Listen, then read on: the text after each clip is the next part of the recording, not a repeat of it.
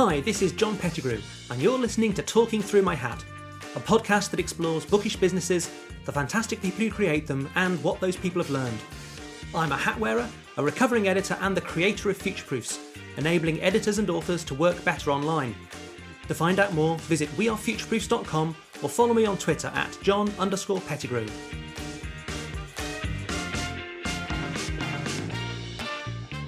Welcome back to the podcast this week. Before we get started on the episode, just a quick apology for the poor audio quality on my end. I normally record these at home, but we have the builders in and there's a lot of noise, so I've used one of our offices at work, and unfortunately it's a bit echoey. Hopefully that won't detract from your enjoyment of what is an excellent conversation with Sebastian Posth. So with that, over to the episode. Welcome to this week's Talking Through My Hat. Today I'm talking with Sebastian Posth, serial entrepreneur and consultant for the publishing industry with a focus on digital publishing and innovation. His interests always feature the hot topics, currently including data analytics and blockchain, and he's been working for 15 years in a variety of roles to transform these new technologies into useful products, services and tools for the publishing industry, with the aim of supporting media companies to develop and implement a digital business model that suits their needs and helps them grow. So welcome to the podcast, Sebastian. Hi, John. Thanks for having me. You've been kind of around the publishing industry for quite a long time now, but what was it that first brought you to publishing? Maybe I should provide a little bit of background because actually I have studied philosophy and German literature, which is very practical and useful subjects. Exactly, especially if you intend to become an entrepreneur and a business person. So, I during my PhD studies that I did on the emergence of European modern diplomacy in the 17th century, I was typesetting books for publishers to make a living. So that was actually the starting point for me to dive into the way how publishers create content and basically make books. That was the starting point.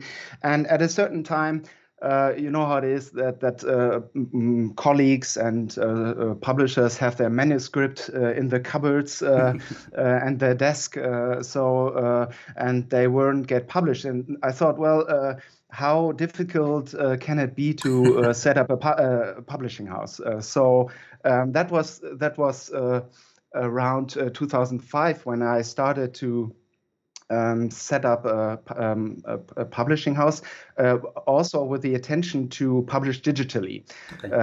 Because I can remember standing at these copy machines and using the printed copies and doing that like to these poor books that have been copied 100 times before. And that I don't think that the books really appreciated to be put on these machines.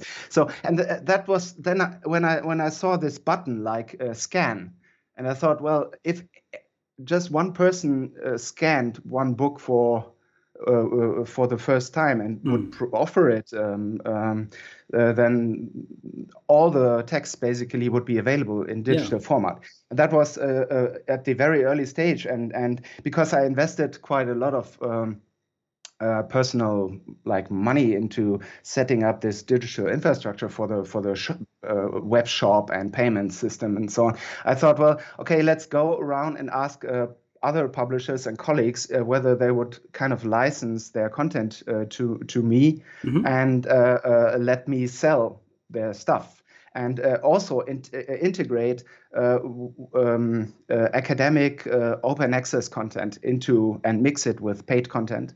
So that was like the idea to kind of create a platform where people could find stuff they were looking for, whether it would be open access or a journal article. And that was actually a platform where we kind of learned a lot. First thing we learned was that it's quite expensive to set up such an infrastructure. So we had to find some ways to attract investors. And the other thing was that without good accessibility, it doesn't make sense to provide content. We had a look into full text search and metadata, of course, and became kind of an expert in organizing the data and indexing the full text of the content that we aggregate at that time, and that attracted the German competitor to Overdrive. They're called on the German market. They are called DiviBib or Onleihe, which is the largest or the market-leading library aggregator for German public libraries, and they invested into this like platform because they wanted to use us as a kind of an aggregator for the content. And so that was kind of the first investment in 2007 into one of my first real companies that became then one of the first digital distributors in the European market. So that was quite the early days, maybe too early. And yeah, timing is difficult with digital, isn't it? Yeah, I mean, that's the lesson. It takes time. It takes a lot of time until things will happen. And it was clear to me and a lot of others that the digital will happen. And we're still not there. But eventually, people will access also book content through digital media and platforms. Yeah, I mean, there's always these leaps, aren't there, between kind of ambition and technical capability. Yes. And then there's a big leap between technical capability and acceptance. Yes. Yes. And is that something you've kind of found yourself struggling with kind of over the decade and a half? Or do you think some of those battles have now been won? There are always new battles, new fronts emerging, and so this will never stop. Probably as in the next decades, I would assume. I mean, with ebooks, that was an interesting situation because in the first it was like no one really knew what ebooks were about. And so you started with the production departments in the publishing houses that were like the first to get in touch with the conversion issues and questions how to get like an EPUB file or create an EPUB file or MOBI file out of a PDF. And so from there, it kind of moved closer to the people who decide on investments. So it would be like a distribution, and then it would be like the management team and accounting that would have a look at these innovative things that are emerging, and that would make it actually a decision back to the production department to start actually do it. Actually do it, and that's kind of a problem. So that is kind of tough to get to the right people and get their attention and time as a startup or entrepreneur, so that they can make informed decision and say, well, we are going to invest into something that we don't know. Yeah. And is this something you're particularly struggling with at the moment? One of your current businesses is kind of doing content blockchain. And it's a big, sexy kind of word, and everyone's getting excited, but almost nobody understands what it is or what it can do. True. And so, I mean, is that the kind of thing what you're struggling with at the moment? Is it mostly communication and awareness, or is there equally a technical, what on earth do we do side as well? Yes, I think it's more. The way I see it, it's more or less the same that happened with digital innovation. So there's. I mean, publishing is not isolated. So it's in the context of other media industry, of general developments of modern life, and so that's something that also media companies and publishers need to be acquainted with, that there's digital development. And the question is more or less, how do we deal with this change? How do we deal with that which is coming. And the same goes for blockchain. So actually, we were looking into blockchain and cryptocurrencies like a couple of years ago, and we were thinking like, okay, what effect will that what consequences will that technology have on the global media and also the publishing industry. And that is still a question to be answered, but it's worth diving into it, because it will not, like the internet, it will not go away. The digital setup will not go away, and the same goes for blockchain and cryptocurrencies. There's a massive development going on. There are loads of developers and startups that are doing crazy and amazing things, and this infrastructure that's currently being set up by others. This will have an influence on how we do business on the one hand, and the question is, and that goes also is comparable to digital and ebooks and digital distribution. So will it be the publishing industry themselves that come up with solutions, or will it be like companies that take the opportunity and then kind of dominate the field? And that's actually something that is important. That with blockchain, the media in industries have the opportunity to create an environment that they control themselves and that they actually run themselves. And so I think it's really important to have a close look at these technologies. Yeah, I think the thing with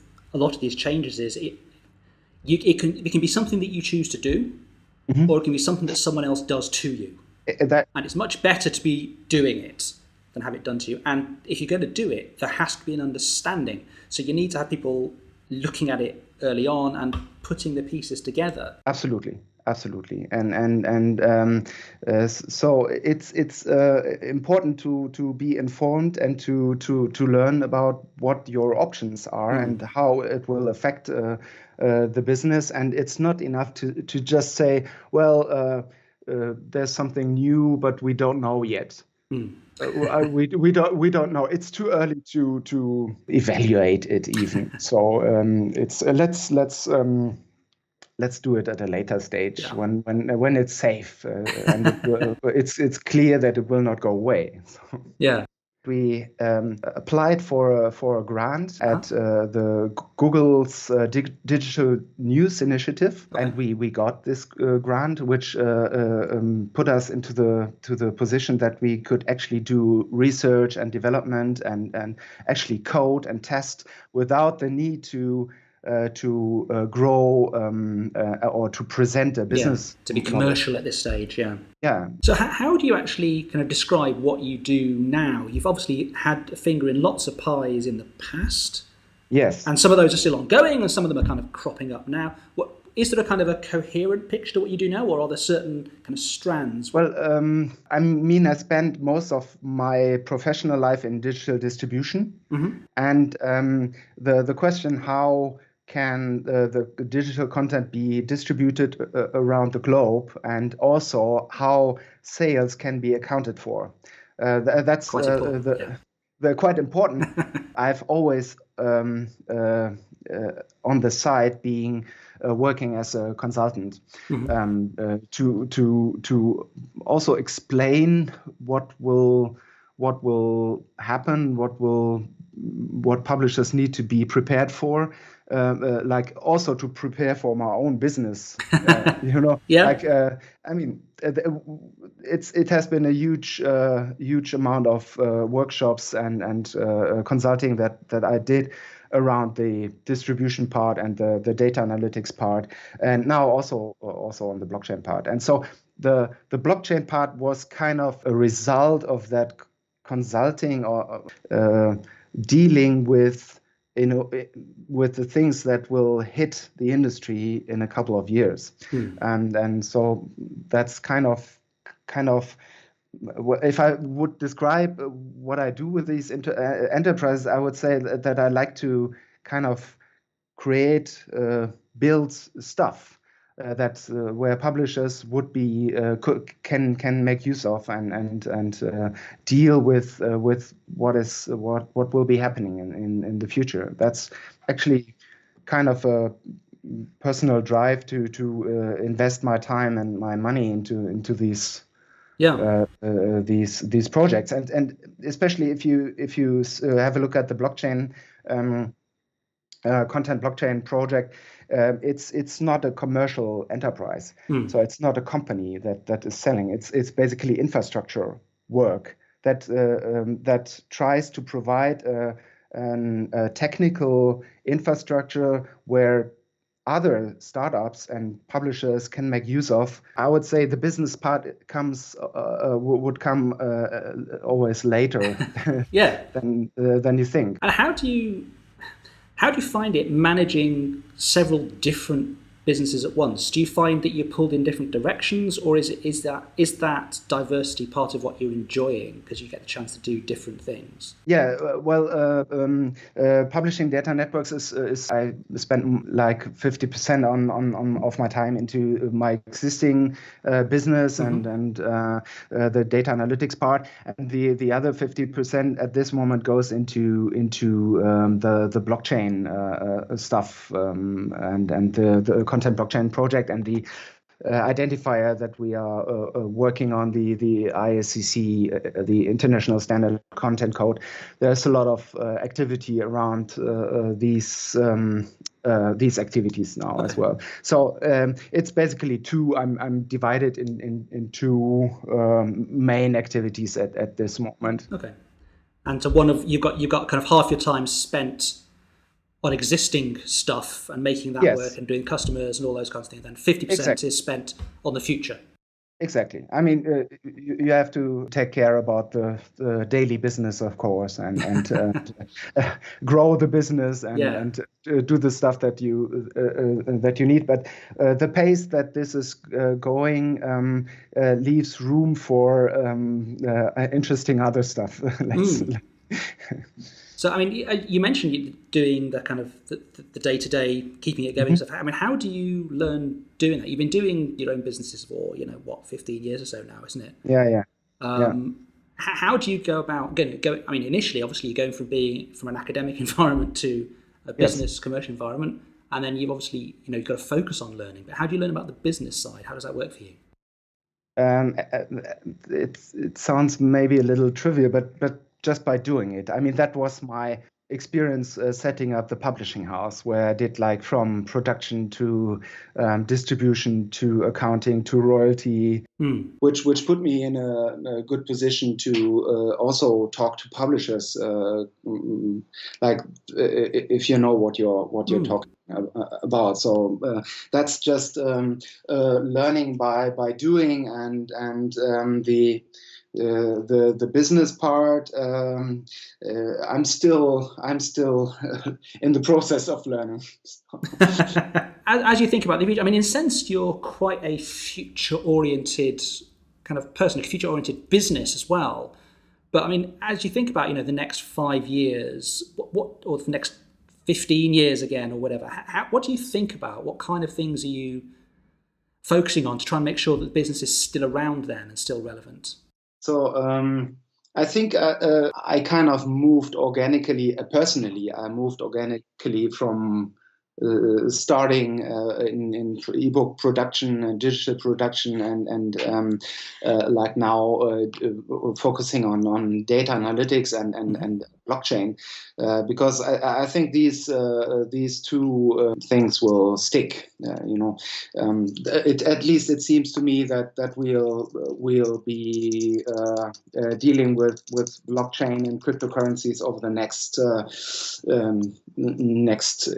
decades, and so that will have a massive influence on publishing and media business. And so I would say there's a lot to do in these two areas, and I'm feeling quite comfortable to be staying there and working on that.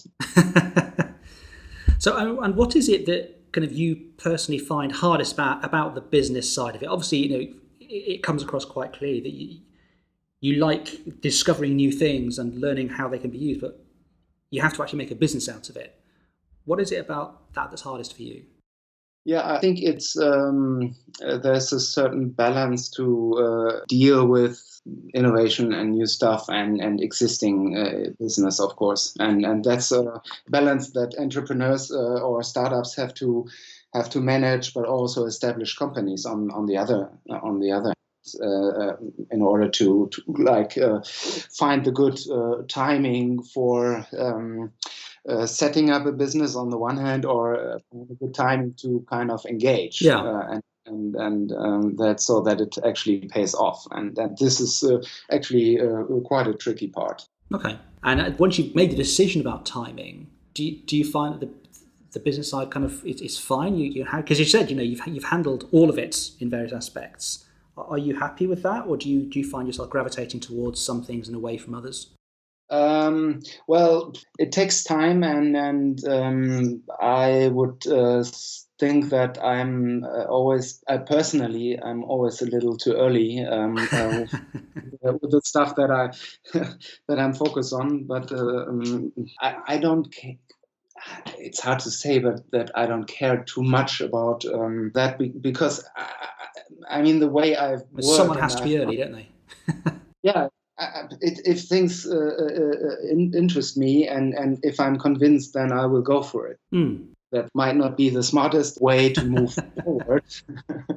But on the other hand, that was clear for me, let's say on that photocopy machine, that I want to have access to digital files and content, and since I like to read, I am focused on books, and the same goes for the blockchain part. So if you once made a payment peer-to-peer and exchanged value through a decentralized and distributed network, that is absolutely amazing experience, and that's certainly something that will have an effect on licensing. And I mean, if you ask me about what will be the focus of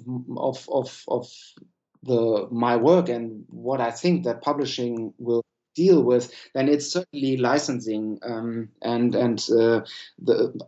mean, publishers tend to say sometimes that they are in the licensing business, but they actually do not behave like they are. So they will have to professionalize. They will need tools, and they will have new opportunities to ship content and to get it out to the readers and intermediaries and shops in various new ways through blockchain technology, and that will have that's something that struck me like something very important to happen. Yeah, I mean, as you say, publishing does like to think of itself as a licensing business, but it only does business with other publishers. You can only a publisher can license your content. But as you say, one of the big changes is, terrible word, the democratization, the making public of that. So as you say, if you think about it as licensing content to a reader, it's a big change in how you look at your business, and that's the kind of thing that some technologies like blockchain can enable. Sometimes it seems that they own the content, but they don't offer it. That's what the technology can support, like to automate processes and to provide new and more seamless ways to offer content to the like customers that are interested maybe in using. I mean, imagine you have a YouTube video and you would like to license a song. How do you even do that? It's not possible. and that's something where blockchain can come into play. So every time when there's a business between two individuals or two parties that do not know each other but want to have a reliable trade agreement, that's a use case where blockchain technology and cryptocurrencies will come into play. And I think there's a lot of opportunity in that. Yeah. And then if we look at, you like learning about the business, clearly you like learning about technology and the possibilities that opens up. But what have you learned about yourself from running these businesses over the years? That's a good question. So it's even a very personal question. I would say that in my youth I was swimming quite a couple of years, and so to be in a pool for 2 or 3 hours, that can be challenging because you're on your own and it's boring and you have to keep swimming, and that's probably something that I can make use of now, and that I learned that you have to kind of, it's a long-term thing, and it's not like working in publishing is not something where you can have a quick win or quick gain. Yeah. where development is fast, so you'll have to spend your time, you have to be patient, you have to keep arguing, talking, convincing people if you want to push things forward. Yeah. Okay, cool. But what is it then that keeps you coming back every day to this slightly frustrating world of publishing and technology? Yeah, that's a good question as well. So, actually, this might not have changed over the years. I'm a publishing guy, I would say. So I'm a text person that would like to support reading in the coming years, and especially reading of literature, leaving nonfiction as well. Yeah. And I think it's super important that you have to provide the tools that where publishers can actually do that for the next decades as well. So I fear that the web and social media platforms and the video part kind of eats up the time for reading, and that could be, in a way, if you manage to provide access and accessibility and discoverability of content to readers in a way that users are familiar with and they would appreciate, then this would support reading in general. And that's kind of something where I'm working on, or what drives me, what I'm interested in. Brilliant. Well, thanks so much for your time, Sebastian. That's been a fascinating conversation. Thanks, John, again for having me on this podcast. It was nice to talk to you.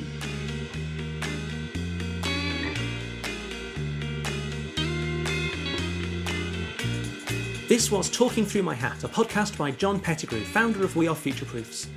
Please let me know your thoughts by leaving a review at Apple Podcasts or by commenting on the website myhat.wearefutureproofs.com. You can subscribe to this channel at Apple Podcasts, Spotify, or wherever you get your podcasts. Our theme music is from hooksounds.com.